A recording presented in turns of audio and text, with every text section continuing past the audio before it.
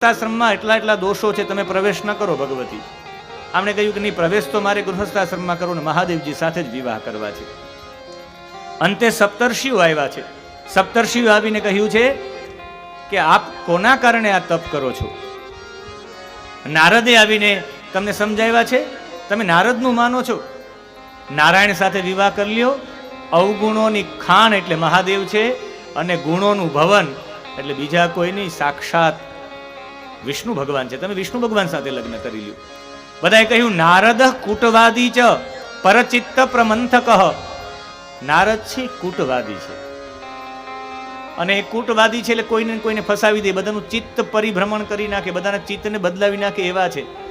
તસ્ય વાર્તા શ્રવણતઃ હાનિર્ભવતી સર્વથા. જો એની વાત સાંભળશો તો હાનિ થશે તમને. એનું તમે વારંવાર શ્રવણ કરશો તો તમને સૌથી મોટી હાનિ થશે. આપણી વચ્ચે સંતો પધાર્યા, તાલીઓના નાદથી આપણે સ્વાગત કરીશું. પૂજ્ય રાધારમણ સ્વામીજી રાજકોટ સ્વામિનારાયણ મંદિરથી પધાર્યા છે. અહીંયા દ્વારિકા સ્વામિનારાયણ મંદિરથી કેપી સ્વામી, અન્ય જેપી સ્વામી સહિત ગોવિંદ સ્વામી સહિત બધા પધાર્યા છે. સૌને જય સ્વામિનારાયણ સાથે સૌનું સ્વાગત છે સંતોનું. અને એ સમયે મહાદેવજીના વિવાહ માટે આ બધાએ કહ્યું કે યોગ્ય નથી, આપ જે કહો છો એ પ્રમાણે જોવા જઈએ તો મહાદેવ છે અવગુણોની ખાણ છે. આપ વિવાહ માટે બીજા કોઈને પસંદ કરો. ત્યારે પાર્વતીજી કહે કે ના, મારા ગુરુનું વાક્ય છે. ગુરુનામ વચનમ સત્યમ ઇતિ યેષામ દૃઢા મતિ. મારી દ્રઢ મતિ છે કે મારા ગુરુજીના વચનમાં હું કોઈ પણ ફેરફાર નહીં કરું. ગુણાલયો વિહારી ચ વિષ્ણુ સ્વયં સત્યમ પ્રકીર્તિતઃ. જો એ ગુણાલય હોય વિષ્ણુ, તો ભલે મારા ગુરુજીએ કહ્યું કે તારા વિવાહ મહાદેવજી સાથે થશે, મારા ગુરુજીના વચનમાં હું કોઈ ફેરફાર નહીં કરું. અને ત્યારે પાર્વતીજી કહ્યું કે ગુરુના વાક્યને હું સત્ય માનીશ.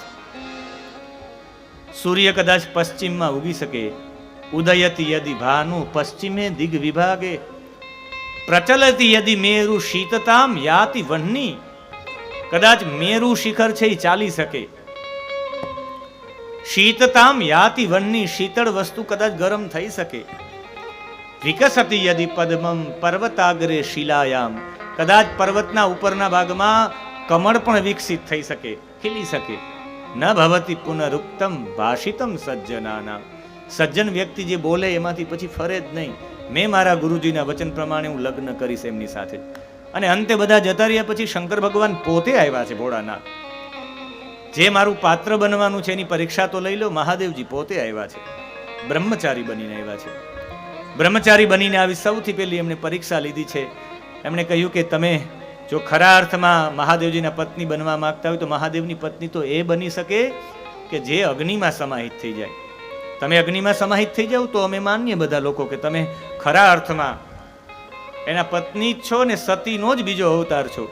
અને એ સમયે પાર્વતીજીએ કોઈ પણ વિચાર કર્યા વિના યજ્ઞકુંડ ચાલી રહ્યો હતો, યજ્ઞ થઈ રહ્યો હતો. એ યજ્ઞકુંડમાં પોતાના શરીરને એણે પધરાવી દીધું. જેવું જ પોતાનું શરીર અંદર ગયું છે, આખો અગ્નિ શાંત હતો, અગ્નિ પ્રજ્વલિત હતો, એ શાંત થઈ ગયો છે. એટલે એ સમયે માતાજીએ પાર્વતીજી કહ્યું કે હવે મહાદેવજી સાથે જ મારા વિવાહ થશે. જ્યાં સુધી વિવાહ નહીં થાય ત્યાં સુધી મારું મૃત્યુ પણ નથી. આપે જોઈ લીધું, અગ્નિ શાંત થઈ ગયો છે. શિવજીની નિંદા કરી છે બ્રહ્મચારીના રૂપમાં. શિવજીએ જ કે આની સાથે વિવાહ ન કરો, એ આવો છે, ખોપડી ધારણ કરનારો છે, અમંગળ વેશ ધારણ કરનારો છે, એનું નામ જ શિવ છે, બાકી બધું અમંગળ છે. એ ચામડું પહેરે છે, એ ખપરની ભીખ માગે છે, જટા રાખેલી છે, ભસ્મ લગાડેલો છે. ખાલી એનું મુખ તો જોવ કેવું છે, એના નેત્ર મરકટલોચન, વાંદરા જેવી જેની આંખો છે, નેત્ર અસુંદર છે. તમે વિચારો તો ખરા, તમે કોના દીકરી છો? તમે ચંદ્રમુખી છો, એ પંચમુખી છે. તમે રાજાના પુત્રી છો ને એની પાસે રહેવા માટે ઘર પણ નથી. તમે શિવજી સાથે લગ્ન કરવા માટે નીકળ્યા છો, એ તમારા માટે યોગ્ય છે જ નહીં. અને ત્યારે કહ્યું કે આપ મને માફ કરજો બ્રહ્મચારીજી, જો આપ મારી સાથે આવું વર્તન કરશો તો હું આપની સાથે હું ઝઘડો કરીશ. હું મારા પતિદેવ વિશે, મારા ઈષ્ટ વિશે સાંભળી નહીં શકું, અથવા હું અહીંયાથી જતી રહીશ. અને ઈષ્ટ વિશે સાંભળી ન શક્યા ત્યારે મહાદેવ પોતે પ્રસન્ન થયા. અને મહાદેવજી કહ્યું કે તમે ઘરે જાઓ, આપના વિવાહ માટે હું આવું છું, આપની સાથે હું વિવાહ કરીશ.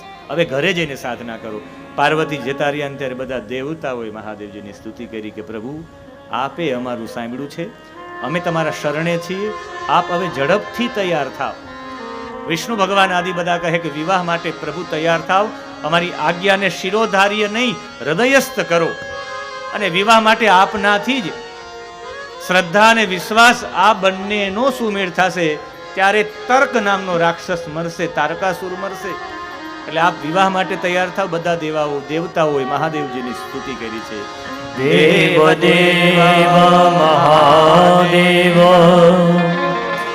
કરુણાકર શંકર વયમ ત્વાં શરણાપન્ના કૃપાં કુરુ નમોસ્તુતે. આપ કૃપા કરીને વિવાહ માટે તૈયાર થાવ. ને મહાદેવજીના વિવાહ માટે સપ્તર્ષિઓએ એ સમયે તૈયારી કરી છે કે ચાલો આપણે બધા તૈયારી કરીએ. ગર્ગજીએ લગ્ન પત્રિકા લખી છે. આ તરફ સપ્તર્ષિને અરુંધતી સમજાવવા માટે ગયા છે મેનાને. મંડપની રચના વિશ્વકર્માએ કરી છે, જે આ મંડપ છે. અને મહાદેવજીના લગ્નમાં મહાદેવજીએ કહ્યું કે શ્રૃંગી શું કરશું, ભૃંગી શું કરશું. બધાએ કહ્યું કે મહાદેવજી અમને તો ખ્યાલ નથી, પણ આપણે આપણા ગણો છે એને કંઈક ખ્યાલ હોય તો કે નાદ કરો. અને શૃંગી નાદ કર્યો છે શૃંગીએ. બધા ગણોને બોલાવ્યા છે. વેકરાક્ષ, વિકૃત, વિશાખ, આવેશન, ચંદ્રતાપન, આદિત્યવર્ણ, કાકપાદોદર, મધુપિંગ, આ બધા લોકો આવ્યા છે. અને બધા લોકોએ આવીને કહ્યું કે ચાલો મહાદેવજીની જાન લઈને જવાનું છે. બધા લોકોને ખ્યાલ ન હતો કે જાનમાં શું હોય છે. જાનમાં અમને ખ્યાલ છે નહીં કે જાનમાં શું હોય વરરાજાને. બધાએ કહ્યું ખબર નથી, પણ વરરાજાને એક અમને ખ્યાલ છે. વરરાજાને તૈયાર કરવામાં આવે, આખા શરીરમાં કંઈક લગાડવામાં આવે, જેને આપણે પીઠી કહીએ છીએ. હળદર પણ એ લોકોને ખ્યાલ હતો નહીં, ને હળદર પણ ત્યારે અવેલેબલ નહીં હોય ત્યાં. બધાએ કહ્યું આપણા માટે તો ભસ્મ જ લગાડી દો. મહાદેવજી તો ભસ્મમાં સારા લાગે. આખા શરીરે ભસ્મ લગાડી મહાદેવજી. બીજા કોઈ તો ત્યાં સ્ત્રી હતા નહીં, બધા ભૂત પ્રેત આ બધા લોકો હતા. બધાએ કહ્યું બીજું કે વરરાજાને મુકટ હોય એ અમને ખ્યાલ છે. અને મુકટમાં તો કઈ ન મળ્યું, એટલે જટાને જ ઊંચી બાંધી દીધી છે. અને જટા વિખાઈને મુકટ આડાવડો છે, એટલે ત્યાં સર્પને વીટી દેવામાં આવ્યો છે. બધાએ કહ્યું વરરાજાને બીજો કંઈ ખ્યાલ નથી, પણ ગળામાં વરરાજાને હાર હોય એ જ ખબર પડે. જેના ગળામાં હાર હોય એ વરરાજો હોય. બાકી તો અત્યારે વરરાજાથી સારા તૈયાર થવા વાળા જાનૈયા હોય, ખબર ન પડે કે એમાં વરરાજો કોણ છે, જાનૈયા કોણ છે. જાનૈયાને ઓળખવા હોય તો એક જ રીતે ઓળખી શકાય, ને વરરાજાને ઓળખવા હોય જેના ગળામાં હાર લગાડેલો હોય એ વરરાજા હોય. એટલે કે હાર તો ગળામાં હોવો જોઈએ. હાર ન તો બધા સર્પની માળા, ભુજંગ તુંગ માલિકામ, એવી લાંબી હાર માળા લગાવી છે ગળામાં.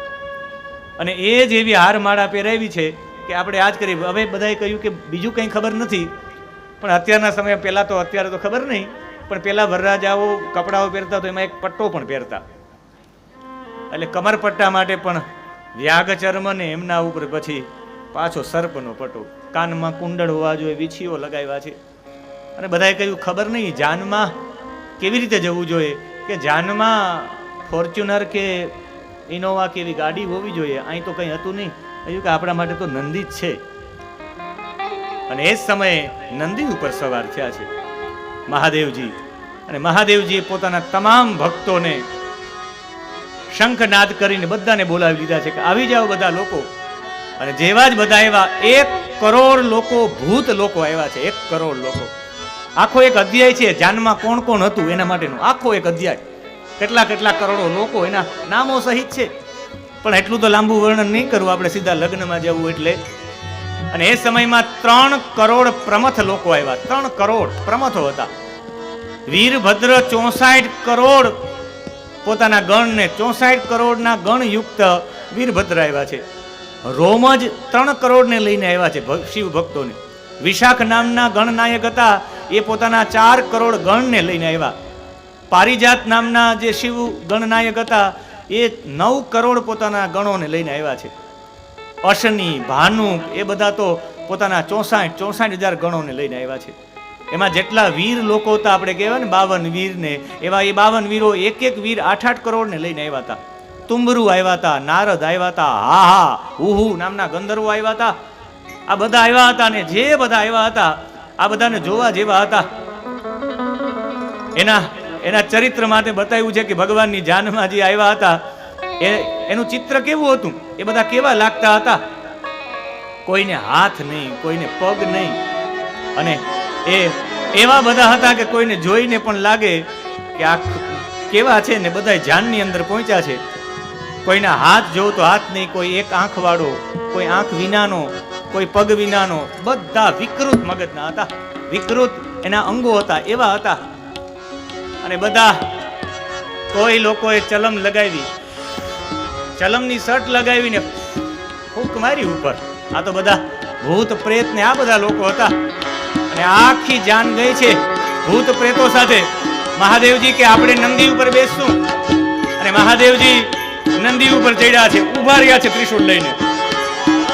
અને આમ જોયું ચારે બાજુ એટલા બધા કરોડો કરોડો લોકો હતા જાનમાં. મહાદેવજી એક દ્રષ્ટિ કરી છે. તાલીઓના નાદથી સ્વાગત કરશું, સંતો પધાર્યા છે.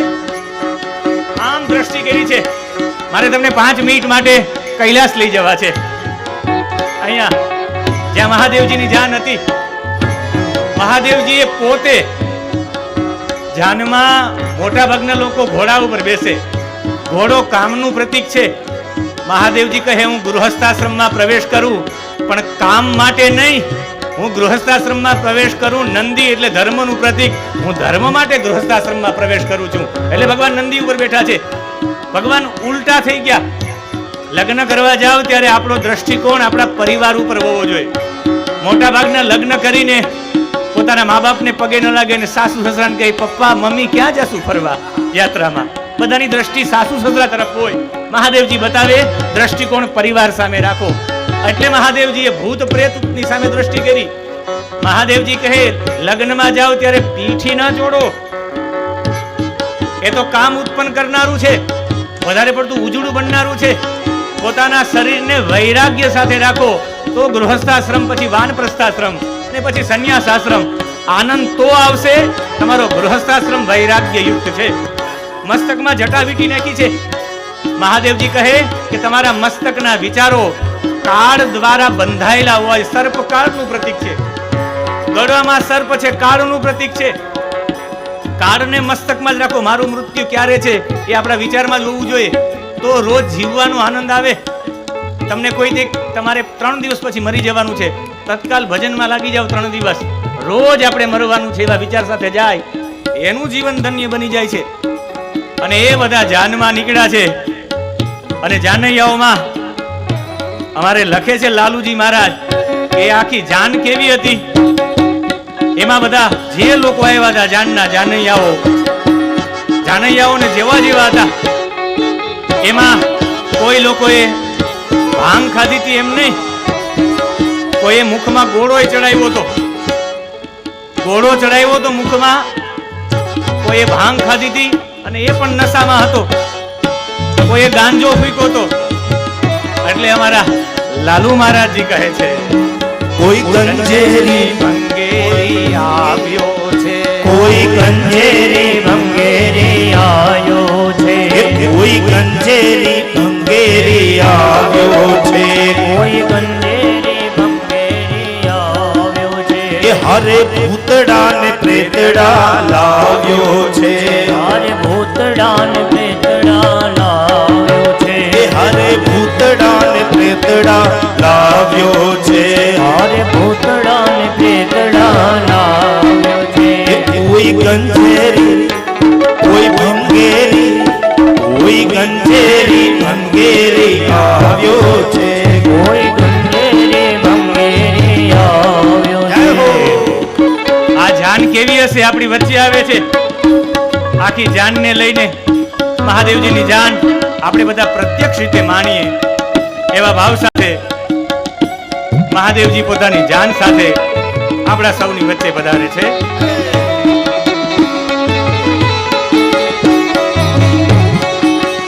ભેળા ડાકણ સાપણ, ભેળા વાઘ વાઘણ, ભેળા ડાકણ સાપણ, ભેળા વાઘ વાઘણ, ભેળા ડાકણ સાપણ, ભેળા વાઘ વાઘણ, ભેળા ડાકણ સાપણ, ભેળા વાઘ વાઘણ. એ ભર થોડા થોડા ઘાટે ઘડાયો છે, ભર થોડા થોડા ઘાટે ઘડાયો છે. કોઈ ગંજેરી કોઈ ભંગેરી કોઈ ગંજેરી ભંગેરી આવ્યો છે, કોઈ ગંજેરી ભંગેરી આવ્યો છે, એ હરે ભૂતડા ને પ્રેતડા લાવ્યો છે, હર ભૂતડા ને પ્રેતડા લાવ્યો છે.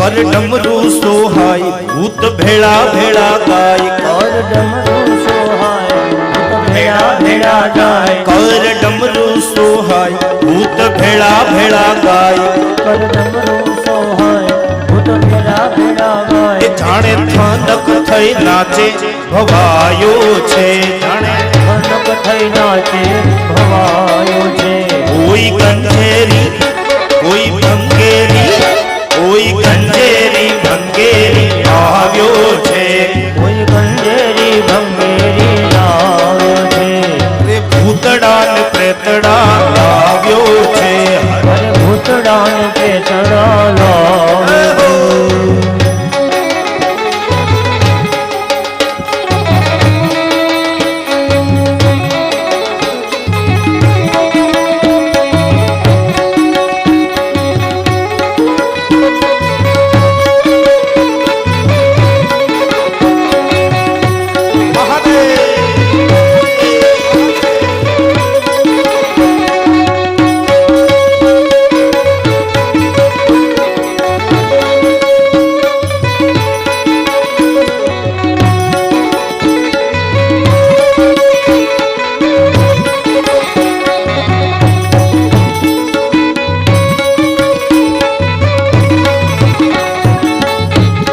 ભગવાન સાથે આવા બધા ગણો સાથે મહાદેવજીએ પ્રવેશ કર્યો છે અને એ હિમાચલના લોકોને એવું લાગ્યું છે કે એટલી મોટી જાન આવે દૂરથી દેખાતી હતી.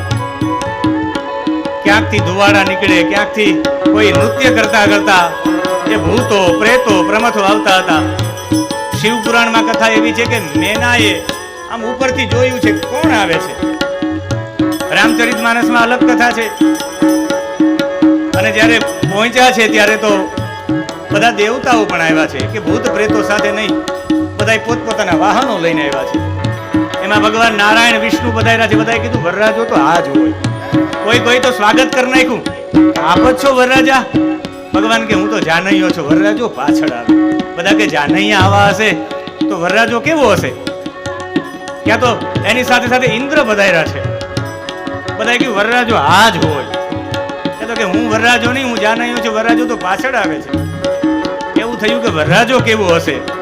અને ત્યાં જોયું ગયા તો વરરાજો નંદી ઉપર બેસી ઊંધા બેસેલા, ખપ્પરની માળા ધારણ કરેલી છે, આખા શરીરમાં ભસ્મ લગાડેલી છે, મસ્તક ઉપર જટા ઉપર પણ શેષ નાગ, ગળામાં નાગ, કમર ઉપર પણ નાગ, કાનમાં વીંછીઓ, આખા શરીરે ભસ્મ. અને મહાદેવજી પહોંચ્યા છે, એને પોખવા માટે ગયા છે મેનાજી. અને એમણે જોયું કે ઓહો આવા મૂર્છિત થઈ ગયા. ત્યાં ખાલી મૂર્છિત થયા એટલું જ નહીં, એમણે નિર્ણય કરી લીધો કે હું લગ્ન કરાવીશ જ નહીં. આવા સ્વરૂપવાળા સાથે હાથની લોટી પડી ગઈ. વિચાર કરતી જેના મસ્તકમાં ગંગા હોય ત્યાં મારા જેવા જલની લોટીનું શું કામ છે? એટલે લોટી નીચે પડી ગઈ. હાથમાં રહેલો દીવો પડી ગયો હાથમાંથી. વિચાર કર્યો કે જેના મસ્તક ઉપર ચંદ્રમાનો પ્રકાશ હોય ત્યાં મારા જેવા દીવાનું શું કામ છે? એટલે દીવો પણ પડી ગયો. મહાદેવજીનું સ્વાગત આ દીપે અને લોટીએ સમર્પણ કરીને કર્યું છે. અને જેવા જ અંદર ગયા છે, મેના કહે કે હવે કોઈ પણ ભોગે હું મારી દીકરીના લગ્ન કરીશ જ નહીં.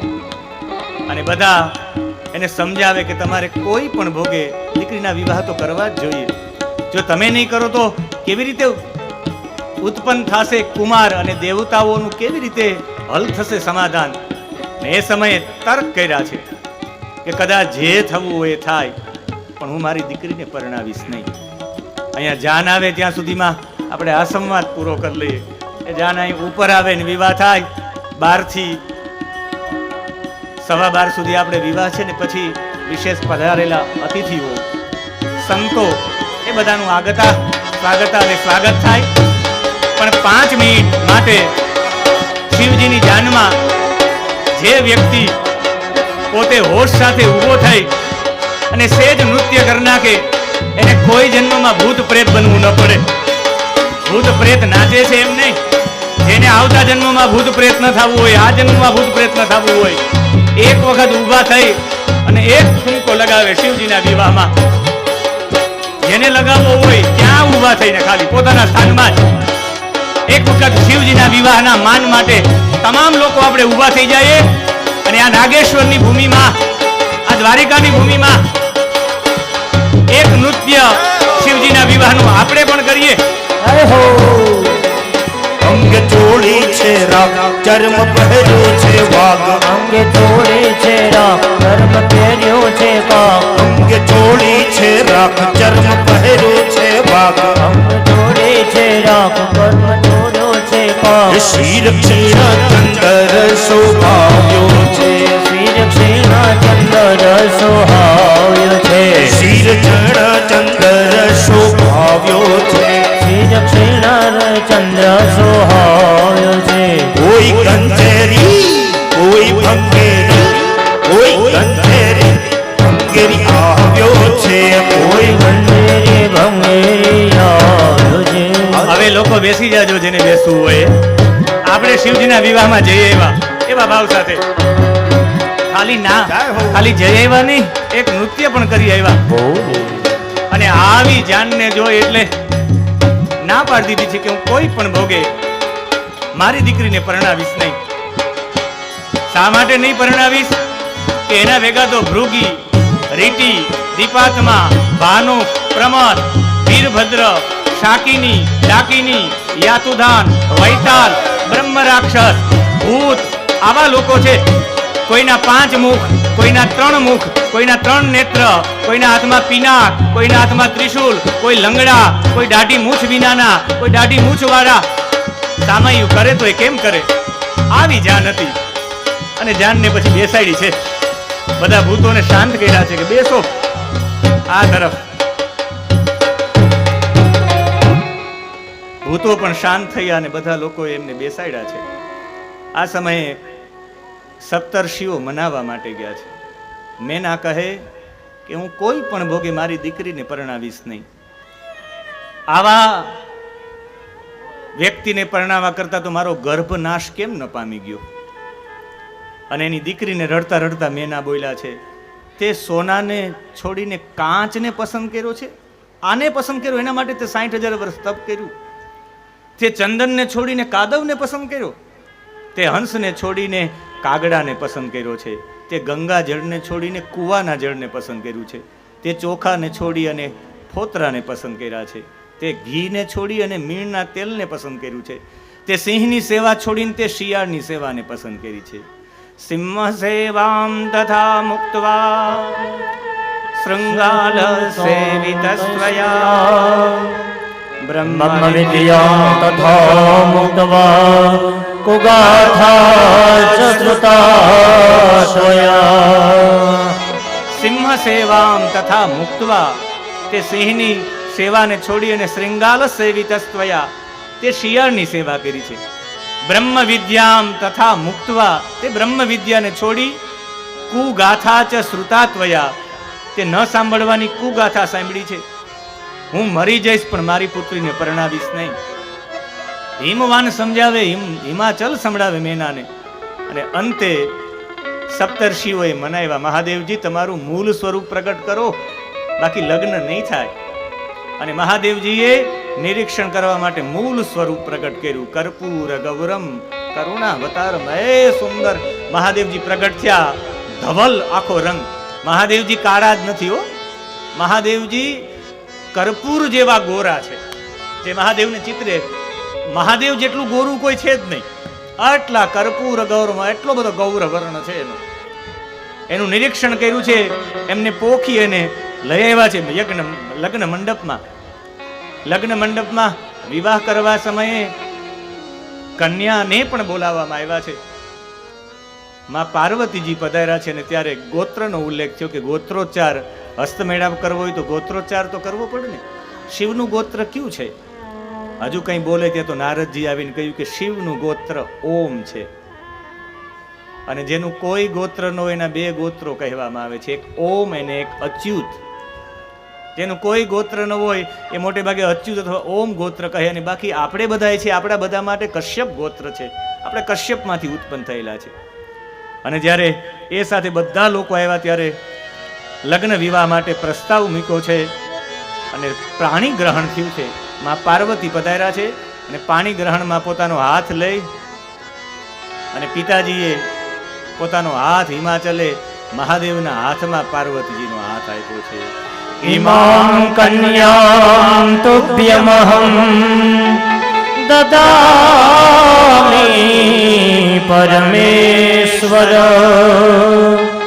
भार्यार्थं परिगृह्णीष्व प्रसीद सकलेश्वर. ભગવાન ભોળાનાથને પોતાના હાથમાં હાથ આપ્યો છે. ક્યારેય પણ લગ્ન થતા હોય તો પાણી ગ્રહણ એક વખત જોવા જેવું છે. પાણી ગ્રહણનો સંકલ્પ સાંભળવા જેવો છે. ત્રિમાતુલ શુદ્ધામ, આ 3 માવતરથી શુદ્ધ થયેલી છે. મદન ફલ બદ્ધામ, આ મદન ફલ બાંધેલી છે. આમને એમના પિતા, એના ભાઈ અને મામા સિવાય જેણે એનો કોઈ સ્પર્શ નથી કર્યો, એટલી પવિત્ર છે આ. એટલે તો કન્યા આવતી હોય ત્યારે બોલવામાં આવે, સાવધાન સાવધાન સાવધાન સમય વર્તતે સાવધાન સમય વર્તતે સાવધાન સમય વર્તતે સાવધાન. એવા માટે કહેવામાં આવે, વર્તતે એટલે છે, સમય છે સાવધાન થવા માટેનો. કન્યાયાહ આગમનસ્ય વર્તતે, કન્યાનું આગમન છે. મંડપ મધ્યે કન્યાયાહ આગમનસ્ય વર્તતે, મંડપ મધ્યે કન્યાનું આગમન છે. શા માટે સાવધાન? કન્યા પ્રતિગ્રહી સાવધાન, કન્યાનો હાથ ગ્રહણ કરનારા છે એ તમે પેલા સાવધાન થજો. સામાન્ય લક્ષ્મી આવે ને તો આપણે સાચવી ન શકીએ, સાવધાની હોય તો જ પૈસા સાચવી શકીએ. સામાન્ય લક્ષ્મી આવતી હોય તો એ સાવધાન થવું પડે. તો આ તો સાક્ષાત મહાલક્ષ્મી આવે, કેટલું સાવધાન થવું પડે. એટલે સાવધાન સાવધાન સાવધાન. મદન ફલ સાવધાન, લગ્ન પત્રિકા સાવધાન, રત્નદીપક સાવધાન. એ કહીને બધાની વચ્ચે એ સંકલ્પ સાથે સુવર્ણ રૂપ્ય મુદ્રિકો પેતામ ભ્રમર ગંથ યુક્તામ નારિકેલ હસ્તામ ઇમામ કન્યામ, એનું નામ બોલીને પછી તમારા પિતૃઓની વંશવૃદ્ધિ માટે, તમારી વંશવૃદ્ધિ માટે, તમારી 10 પૂર્વની ને પાછળની પેઢીના ઉદ્ધાર માટે હું મારી દીકરી આપના હાથમાં હાથ આપું છું. અને એ પધરાવે અને એ પૂર્વમાં વરરાજાને એક પણ ડિસ્ટર્બ ન થાય. વરરાજા 3 કલાક સુધી યજ્ઞ મંડપમાં બેસીને રહે એના માટેની પદ્ધતિ છે. સૌથી પહેલા તો એને ઓક્સિજન મળે એટલે આસોપાલવના તોરણ નીચે રાખવામાં આવે. આસોપાલવ શુદ્ધ ઓક્સિજન એના પાન 36 કલાક સુધી આપે એટલે શુદ્ધ ઓક્સિજન મળે. ઇન્ડિયા પિંડિયા જે કાલે આપણે ચર્ચા કરી, 2 ભાતના પિંડ ને 2 ભસ્મના પિંડ, ગાયની ભસ્મના, બંને ઓક્સિજન અને શક્તિપ્રદ છે. પછી એક લોટો રાખવામાં આવે, તાંબાના લોટાથી આમ ફેરવવામાં આવે. તાંબુ અને પાણી છે એ કોઈ નેગેટિવ ઉર્જા હોય ને તત્કાલ પકડી લે ને દૂર ફેંકી દેવામાં આવે, એટલે કોઈ આજુબાજુમાં નેગેટિવ ઉર્જા ન રહે. થોડુંક જલ નીચે પધરાવવામાં આવે જમીનમાં, ને પછી ત્યાંથી માટી લઈને અહીંયા તિલક કરવામાં આવે. માણસને ગુસ્સો આવે તો પેલો વેલો આંખ પછી લાલ થાય, નાક પછી લાલ થાય, હોઠ પછી લાલ થાય, પેલા કાનની બુટી લાલ થાય. અને જે વ્યક્તિને ગુસ્સો આવે અને ગુસ્સો આવે કે આપણે મધમાખી કે કંઈ આગિયો કરડી ગયો હોય તો આપણે એની જગ્યા ઉપર માટી લગાડીએ, એટલે કદાચ ને એવી કોઈ પણ વિકૃતિ એવી હોય તો એ કાન ઉપર એ લાલ ન થાય ને શાંત રહે એટલે ત્યાં લગાડવામાં આવે. અને મગ છે એ મગ ચરણના નીચેના ભાગમાં સ્પર્શ થાય એટલે એકાગ્રતા રાખવા માટે પણ મગ ઉપયોગી છે. એટલે મગ ઉપર પગ રાખીને જાય, એ મંગલ કહેવામાં આવે. જેવા જ વરરાજા બેસે એટલે ગણપતિ પૂજન થાય એટલે સીધું વરરાજાનું પૂજન આવે. કન્યાના પિતા વરરાજાના ચરણ નીચે પવિત્રતા રહે એટલે એક દર્ભનું, જેને કહેવામાં આવે કે બધા હાથમાં લઈને એક દર્ભની સળી લઈ અને એ વરરાજાના પિતા એને આસન આપવામાં આવે. વરખોસ્મી સમાનાના મુદ્યતામિવ સૂરજ મંત્ર બોલી અને એને આપવામાં આવે આસન. એના ઉપર પગ રાખે વરરાજા. કન્યાના પિતા એ વરરાજાનો આખો પગ ધુવે, ખાલી પગના અંગૂઠા ઉપરની પગના નીચેના ભાગમાં જલ સ્પર્શ થાય તો મન શાંત થાય. ક્યારેક ઝરણામાં પગ બોળજો, મનમાં શાંતિ થાય, એટલે ગુસ્સે જ ન થાય. એટલે પત્નીઓ રોજ પતિનો પગ ધોઈ નાખે એટલે ગુસ્સે જ ન થાય આખો દિવસ, એટલે પગ ધોવાની પદ્ધતિ છે. વરરાજા પણ ગુસ્સો એને આવે જ નહીં, શાંત રહી 3 કલાક સુધી એટલે પગ ધોઈ નાખે છે. એના શરીરમાં ઉર્જા આવે એટલે ન્યાસ કરાવવામાં આવે. વરરાજાનું વિષ્ણુ સ્વરૂપ પૂજન કરવામાં આવે, પછી લક્ષ્મી સ્વરૂપ દીકરી પધરાવવામાં આવે. અને આ લગ્નની પદ્ધતિ છે. અહીંયા શાસ્ત્રીય પદ્ધતિથી લગ્ન થાય છે. ત્યાં મંત્રો સાથે બ્રાહ્મણો વિધિ વિધાન કરે છે ને હું અહીંયાથી આ વિધિ વિધાન બોલી રહ્યું છે. બંનેના ગળામાં વરમાળા પહેરાવવામાં આવે છે અને વરમાળા ધારણ કરીને બંને લોકોનો હાથ 1 + 1 = 1 થઈ જાય. 1 + 1 = 2 નહીં, 1 + 1 = 1 થઈ જાય. બંનેનો હાથ હાથમાં આપવામાં આવે અને પછી એની પ્રદક્ષિણા કરવામાં આવે, અગ્નિની પ્રદક્ષિણા કરવામાં આવે. અગ્નિથી લાકડાથી અગ્નિ અલગ જ ન હોય. તમે લાકડાને અને અગ્નિને એક વખત અગ્નિ પ્રગટી જાય પછી લાકડાને અગ્નિને તમે દૂર ન કરી શકો. એમ આ અગ્નિ જેમ લાકડા સાથે ઓતપ્રોત છે એમ આપણે ઓતપ્રોત રહેવાનું છે, એટલે એની પ્રદક્ષિણા કરવામાં આવે. અગ્નિ વિશુદ્ધ છે, તમારો ને મારો સંબંધ છે એ વિશુદ્ધ છે, એટલે અગ્નિની પરિક્રમા ફરવામાં આવે. અને એ અગ્નિની પરિક્રમામાં ભગવાન ભોળાનાથના વિવાહ થયા ત્યારે લગ્નમાં 3 ફેરામાં ભોળાનાથ આગળ રહ્યા હતા અને 4થા ફેરેમાં પાર્વતી આગળ રહ્યા હતા. એટલે આજે પણ આપણા સૌરાષ્ટ્રમાં લગ્નની પરંપરા છે ને, એમાં 3માં પુરુષ આગળ રહી અને 4થા ફેરામાં કન્યા આગળ રહી. શિવજીના લગ્ન પ્રમાણે એ વિવાહની પ્રથા છે. બાકી પારસ્કર ગુહ્ય સૂત્ર પ્રમાણે, જો શાસ્ત્ર પ્રમાણે તમે લગ્નનું વિચારો તો પારસ્કર ગુહ્ય સૂત્ર પ્રમાણે લગ્ન કરવા સમયે 3 ફેરામાં કન્યા આગળ રહેવી જોઈએ. આપણા કોઈ પૂછે હવે તમને કે આ લગ્ન વિધિ થાય છે કયા ગ્રંથ આધારિત થાય, કોઈ પૂછે આપણે શિવજીના વિવાહમાં આવ્યા છે એટલો તો આપણે ખબર હોવો જોઈએ. હવે તમને કોઈ પૂછે કે આ લગ્નની પદ્ધતિ ગોર બાપા જે લગ્ન કરાવતા હોય કઈ પદ્ધતિથી કરાવતા હોય, તો તમારે કેવું પારસ્કર ગુહ્ય સૂત્ર નામના ગ્રંથ આધારિત. આ બધા સંસ્કારો પારસ્કર ગુહ્ય સૂત્રમાંથી આવ્યા છે. એટલે પારસ્કર ગુહ્ય સૂત્રમાં 3 ફેરાઓમાં કન્યા આગળ હોય છે અને 4થા ફેરામાં વરરાજા છે. ધર્મ, અર્થ, કામ અને મોક્ષ માટે છે. માતાજીના પણ અહીંયા ફેરાઓ થયા અને પછી એક ઘટના બધા લોકોને હૃદય સ્પર્શ થાય એવી હોય છે અને એ બીજી કોઈ ન હોય, એ છે કન્યાની વિદાય. કન્યાની વિદાય એવો એક પણ બાપ ન હોય કે જે રડ્યો ન હોય. પાર્વતીજીના વિદાય સમયે રોયા છે હિમાલય પણ રોયા છે, મેના પણ રોયા છે. અને જ્યારે દીકરીને વડાવા જતા હતા ત્યારે મેના રડતા રડતા બોલ્યા છે કે હે કરુણાના અવતાર, હે કૃપાના અવતાર, ભોળાનાથને પગે લાગીને બોલ્યા છે. મેં મારી દીકરીનું પોષણ ખૂબ કર્યું છે, મેં બહુ મારી દીકરીને સુખમાં રાખી છે અને સુખમાં રાખી છે એટલે હે આશુતોષ, તમે તો તત્કાલ પ્રસન્ન થઈ જાઓ એવા છો. મારી દીકરીના 1000 દોષ થાય ને ત્યાં સુધી મારી દીકરીને માફ કરજો. દરેક માએ આવી પ્રાર્થના કરવી જોઈએ કે મારી દીકરીના દોષ હોય તો એને માફ કરજો. મારી દીકરીના દોષ થઈ પણ શકે આવી સ્વીકૃતિ પહેલાથી કરવી જોઈએ. મારી દીકરીના કંઈ પણ દોષ હોય તો મારી દીકરીના 1000 દોષ હોય ત્યાં સુધી તમે મારી દીકરીને માફ કરી નાખજો. હે ભોળાનાથ, એક માં પ્રાર્થના કરે પોતાના જમાઈને, કૃપા નિધે કૃપાં કૃત્વા શિવાં સંપાદયિષ્યસી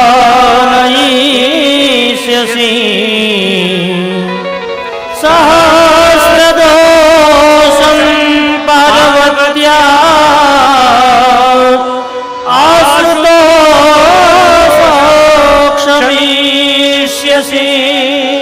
હે કૃપા નિધે કૃપાં કૃત્વા, અમારી પર કૃપા કરજો. શિવામ સંપાલયિષ્યસી, મેં મારી દીકરીને બહુ પાલન પોષણથી મોટી કરી છે, પણ સહસ્ત્ર દોષમ પાર્વત્યા, મારી દીકરીના 1000 દોષોને તમે માફ કરજો.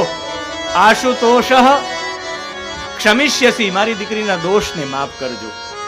અને એ સમયમાં રિવાજ હતો, એક બ્રાહ્મણની પત્નીને લઈ આવ્યા છે મેના અને હિમાચલ બંને રડતા હતા, પણ પરંપરાને નિભાવી છે.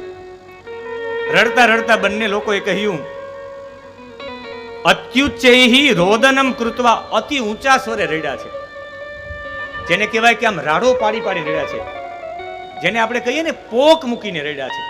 હિમાચલ અને મેના બંને પોક મૂકીને એવા માટે રડ્યા છે કે પોતાની દીકરીને એક બ્રાહ્મણની પત્ની દ્વારા બોધ અપાવવામાં આવતો, પેલાનો નિયમ હતો. અને એ બ્રાહ્મણની પત્ની આવીને એ લગ્ન વિશે સમજાવે. બ્રાહ્મણની પત્ની સાવિત્રી કોણ હતા, લોપામુદ્રા કોણ હતા, શતરૂપા કોણ હતા, અનસુયા કોણ હતા, પાતિવ્રત્ય ધર્મનું પાલન કેમ કરાય. પતિ ઊભા હોય ત્યારે આપણે બેસાય નહીં એવું સમજાવે. પાર્વતીને બોધ આપે છે એક બ્રાહ્મણની પત્ની. પતિ ઊભા હોય ત્યારે આપણે બેસેલા ન હોવા જોઈએ. પતિના ભોજન બાદ જ ભોજન કરવું જોઈએ. પતિવ્રતા નારી એ કહેવાય ઘરના તમામ વ્યક્તિ જમી લે અને પછી જે જમે એ પતિવ્રતા નારી કહેવાય. આપણા પતિ પરદેશ ગયા હોય, એ હાજર ન હોય આપણા સ્થાનમાં, તો ત્યારે શ્રૃંગાર મર્યાદામાં કરવું. શ્રૃંગાર પતિ માટે જ હોય, બીજા કોઈ માટે ન હોય. હંમેશા આપણા સાસુ સસરા વડીલો પાસે આપણું મસ્તક નમેલું હોવું જોઈએ. લગ્ન થાય પછી 3 રાત્રિ સુધી જમીન ઉપર સૂવું જોઈએ. તમારા શરીરની જેટલી પણ નેગેટિવ ઓરા હોય તમામ જમીનમાં જતી રહે, એટલે જમીન ઉપર 3 રાત્રિ સુધી સૂવું જોઈએ. 3 દિવસ સુધી નિમક વિનાનું જમવું જોઈએ. એક પણ આપણા શરીરની અંદર ઝેરી પદાર્થ આવે જ નહીં, વિષ થાય જ નહીં શરીરમાં. 3 દિવસ સુધી વિષ મુક્ત થવા માટે નિમક વિનાનું જમવું જોઈએ. અને પછી જ્યારે રજો ધર્મ આવે, એ રજો ધર્મના 8 દિવસ, 10 દિવસ, 12 દિવસ એ સમયમાં ગર્ભાધાન સંસ્કાર કરવો જોઈએ. સારા સંતાનની ઉત્પત્તિ માટે 3 દિવસ ભૂમિશયન અને 3 દિવસ નિમક વિનાનું જમવું પતિવ્રતા નારી માટેના ધર્મો બતાવે. ઉંબરામાં કોઈ દિવસ બેસવું નહીં. પરગૃહે યાનમ, કોઈના ઘરે વારંવાર જવું જ નહીં. કોઈ સાથે હાસ્યમ, કોઈ સાથે હસી મજાકનો વ્યવહાર નહીં રાખવો. રોજ માટે પ્રવૃત્તિ રાખવી. શા માટે સ્ત્રી અને પુરુષના સમાન વ્યવહાર છે, પણ સ્ત્રીને બધાય કામ કરવા એનું કારણ શું? ઘરના બધાય કામ સ્ત્રી કરે એનું કારણ શું? સ્ત્રી ચંદ્ર પ્રધાન છે. ચંદ્ર પ્રધાન વ્યક્તિ જ્યારે રસોઈ બનાવે એટલે ચંદ્ર પ્રધાન વ્યક્તિ છે એ સંપૂર્ણ ભાવનાત્મક હોય. એટલે સ્ત્રીઓ સૌથી વધારે ભાવનાત્મક છે અને પુરુષો સૂર્ય પ્રધાન વ્યક્તિ છે. એટલે સૂર્ય પ્રધાન વ્યક્તિ છે નિર્ણયો પણ એવી રીતે કરે. જે ચંદ્ર પ્રધાન વ્યક્તિ, ચંદ્ર જેમ શીતળતા આપે ને, એટલે સ્ત્રીઓના ભોજનમાં ઓટોમેટિક શીતળતા આવે. પુરુષ જેમ રસોઈ બનાવે, સ્ત્રી બનાવે, જમીન આસમાનનો ફરક હોય. એ ચંદ્ર પ્રધાનતા આવે એટલે તો સ્ત્રીઓને મોટે ભાગે તાલ નથી પડતી. ચંદ્ર પ્રધાનતા છે, આખા ચંદ્રવાળા છે, એટલે કોમળ છે, એટલે રૂજુ છે. એને ઉંબરામાં બેસવું ન જોઈએ. ભોજન બીજા ઘરના ગમે તે કામો બીજા પાસે કરાવો, વાસણ બીજા પાસે કરાવો, પોતાઓ બીજા પાસે કરાવો, ઘરના બધા કામો, કપડાઓ કોઈ પાસે દોડાવો, પણ ભારતની આર્ય નારી એને કહેવાય કે પોતે રસોઈ બનાવીને જમાડે, એ પતિવ્રતા નારી કહેવાય. એ ભોજનની અંદર મારો પતિ જમે, મારા સસરા જમે, મારો દીકરો જમે, એ ભાવ હોય. હોટલમાં ઘરથી પણ સારું હોય તો એ તૃપ્તિ નથી થતી, એની પાછળનું કારણ ત્યાં ભાવ ન હોય. ભાવ વિના મિલે નહીં ભગવાન. ભાવ પ્રધાન જગત છે. આપણો દેશ ભાવ પ્રધાન છે અને એ ભાવ પ્રધાન દેશની અંદર એક આર્ય નારીને કેવી રીતે જીવન જીવવું છે એક બ્રાહ્મણની પત્ની સમજાવે છે. માતા પિતા સમજીને સાસુ સસરાની સેવા કરવી જોઈએ. કોઈની પણ નિંદા ન કરવી જોઈએ. ઓછું બોલવું જોઈએ. ઊંચા અવાજે ન બોલવું જોઈએ. કુરિયાત અપત્ન્ય અનુજ્ઞાતા નોપવાસ વ્રતાધિકમ. પતિ ના પાડે તો વ્રત અને ઉપવાસ પણ ન કરાય. અન્યથા તત્ફલમ નાસ્તિ પરત્ર નરકમ વ્રજેત. પતિના કહ્યા વિના પણ તમે વ્રત ઉપવાસ કરો, પતિ ના પાડતા હોય તો એની આજ્ઞા વિનારીઓ તો એ નરક તરફ લઈ જાય છે. આવો ઉપદેશ આપ્યો છે. અને પછી જ્યારે એ જતા હતા ત્યારે હિમાચલને ભેટી ગયા છે દીકરી. આંખમાંથી આંસુ પાડતા પાડતા પોતાની આંખોથી આખા જે એના વાળ હતા એ ભીંજવી નાખ્યા છે હિમાચલે. બંને લોકો મૂર્છિત થઈ ગયા. મૂર્છા માપહ તયોહો પુરઃ. હિમાચલ અને મેના બે મૂર્છિત થઈ ગયા. આ દુનિયામાં એવો એક પણ બાપ નથી જે દીકરી જતી હોય ત્યારે રડે નહીં. કદાચ બાહ્ય રીતે કઠોર થઈ શકે પણ આંતરિક રીતે તો એ ભાંગી જ પડે. એવા માટે એ ભાંગી પડે કે હંમેશા જેની સાથે તમે વારંવાર રહો એના સાથે તમને પ્રીતિ થઈ જાય અને પછી એનો વિયોગ તમે જાળવી ન શકો. એ આખી કથા છે. પણ આજે ખાલી વિવાહ સુધીની કથા ને અહીંયા આપણી સામે વ્રતોધ્યાપન ચંદ્રિકા નામના ગ્રંથમાં છે. ક્યારે પણ કોઈ લગ્ન ઉત્સવ તરીકે મનાવવામાં આવે, કોઈ પણ, એ રૂકમણી વિવાહ હોય, એ તુલસી વિવાહ હોય, એ શિવ વિવાહ હોય, કોઈ પણ પ્રસંગ અનુસાર વ્રતના ઉદ્યાપનમાં કે કોઈ પણ કથામાં વિવાહ કરવામાં આવે તો એમાં અગ્નિ પ્રજ્વલિત કરવામાં ન આવે. નિયમ છે ખાલી હસ્તમેળાપ સુધી, પાણી ગ્રહણ સુધીનો જ આ સંસ્કાર થવો જોઈએ. એમાં અગ્નિ થાય ને પછી અગ્નિના ફેરા પડે એ નિષિદ્ધ છે કોઈ પણ પ્રસંગમાં. એટલે આપણે આજનો પ્રસંગ અહીંયા સુધી જ લેશું કે અહીંયા મા પાર્વતીના અને ભગવાન ભોળાનાથના વિવાહ થઈ ગયા છે.